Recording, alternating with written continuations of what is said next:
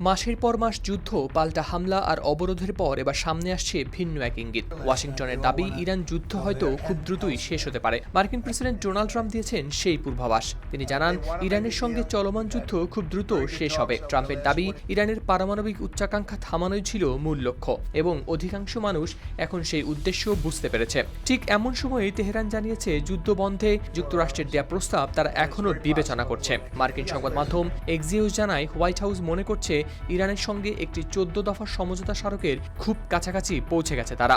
এই সমঝোতা স্মারক ভবিষ্যতে ইরানের পারমাণবিক কর্মসূচি নিয়ে আরও বিস্তারিত আলোচনার ভিত্তি হিসেবে কাজ করতে পারে বলেও মনে করা হচ্ছে। সংবাদ মাধ্যম বিবিসির প্রতিবেদনেও প্রকাশ পেয়েছে এই তথ্য।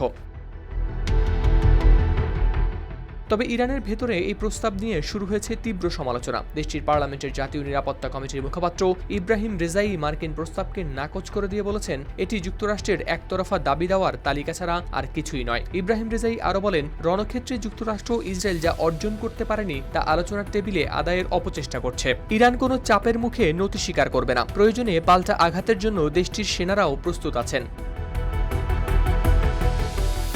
অন্যদিকে গালফ নিউজের এক প্রতিবেদনে বলা হয়েছে, ফ্রান্সের প্রেসিডেন্ট ইমানুয়েল ম্যাক্রোর সঙ্গে ফোনালাপে ইরানের প্রেসিডেন্ট মাসুদ পেজেশকিয়ান জানান, কূটনৈতিক পথে যুদ্ধবন্ধে ইরান প্রস্তুত। তবে ইরানের জনগণের অধিকার রক্ষায় কোনো আপোষ করা হবে না বলেও স্পষ্ট করেন তিনি। একই সঙ্গে ফোনালাপে যুক্তরাষ্ট্রের প্রতি গভীর অবিশ্বাসও প্রকাশ করেন পেজেশকিয়ান। তার অভিযোগ, দ্বিপক্ষীয় আলোচনা চলাকালেই ইরানে দুবার হামলা চালিয়েছে যুক্তরাষ্ট্র। এটি পেছন থেকে ছুরি মারার শামিল।